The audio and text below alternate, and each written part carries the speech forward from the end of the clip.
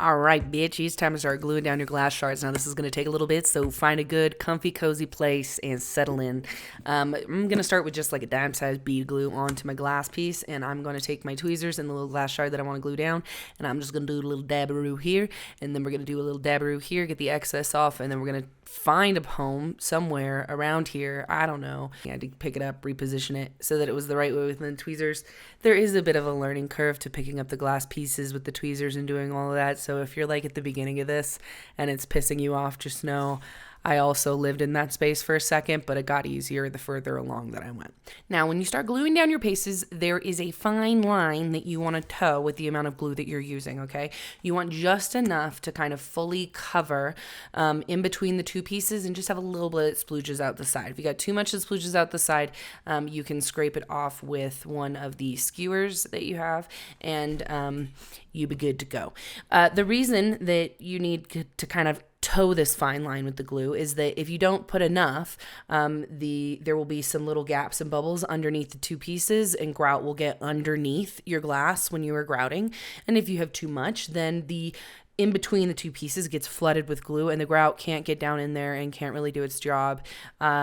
So the Goldilocks amount for glue. Okay, I kind of jumped around a lot while I was doing the yellows and the browns. I did them all kind of at once, and I started with just kind of working with different colors, and then we'll kind of jump over here, and then we'll kind of jump over there. But I mostly am trying to put the brightest yellow down the front and center of his face, and then kind of down the center of the yellow stripes on his butt, and then I'll do the darker yellow around the outside edges, kind of in the areas that would have a natural shadow, right? So we're kind of building a sort of a 3D with the color. The brown shards that I put there on the bottom of his face, I feel like I could go either way. Like if I made it again, honestly, I'm not sure I would put those there. I think I might probably just put the regular gold, but just like, do with that information what you will. I also found it easier to kind of build out the stripes of yellow and then fill the brown in around it. But again, do you. We should also talk about briefly here the amount of space that I'm leaving in between the pieces. So I'm trying to leave at the very minimum like a millimeter of space. I do have some sections, especially in the wings, which I'm going to do next, where I push the pieces really right up on top of each other. And that's because I'm trying to get a certain design effect in the wings.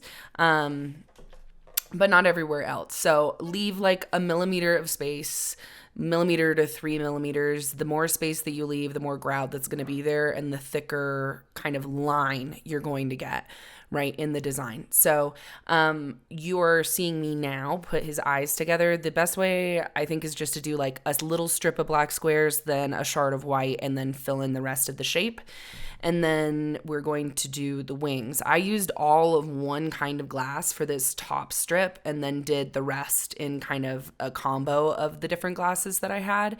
And again, this is the area where I'm like pushing the glass pieces within each one of those little black outlined sections. I'm pushing them like literally right up against each other and leaving a wider gap in between the pieces, kind of over the top of where those black lines are.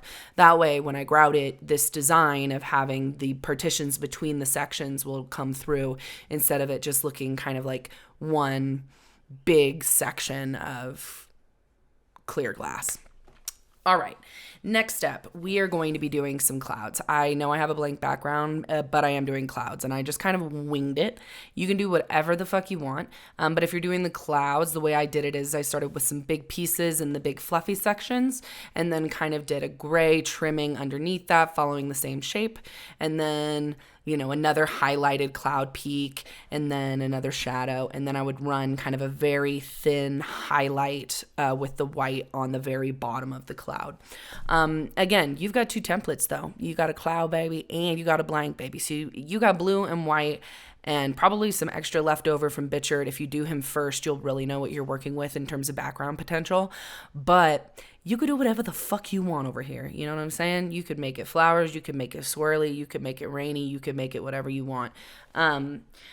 While I am filling in the background, this blue, this final bit, I am kind of working it similar to a regular puzzle where I'm starting with the edge pieces. I'm trying to find the flat ones that line up with the edge of the border. I'm trying to find the flat edges that line up with the angles on his butt and his wings and the clouds and all of that shit.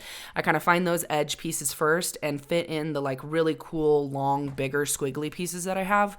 And then I start to fill in all of the little gaps around that, all the little spaces between, all of the weird little bits that need a piece cut specifically for it. And those are kind of the pieces that I finish with. So, and that's basically that. A couple other things when you are doing this, you want to make sure that you're not laving any of your glass overlapping onto the top of the tape. Remember, that's our grout rip line. Everything beyond the tape, everything on top of the tape is getting removed and will not fit within the frame. So make sure your glue and your glass stay on the glass, and that your tape stays clear. And I honestly kind of try and keep the glass pieces even off the Sharpie mostly. Like, I'll let them overlap onto the Sharpie a little bit, but I mostly try and keep that Sharpie line clear around the borders. Other than that, there's not really much else. Like I said, this part takes literally fucking forever. I think I took about 14 hours to glue all of the pieces down, but it was fun. So find a good show, find some good background music or a podcast or something like that, and hunker down. You're in for the long haul. When you do finally finish, just know that you should probably let this dry for about 24 to 48 hours before you grout. You will notice that the glue on the back is white, and when it is fully cured, it is clear. And at that point, once it's clear, it's ready for you to grout and ready for you to finish.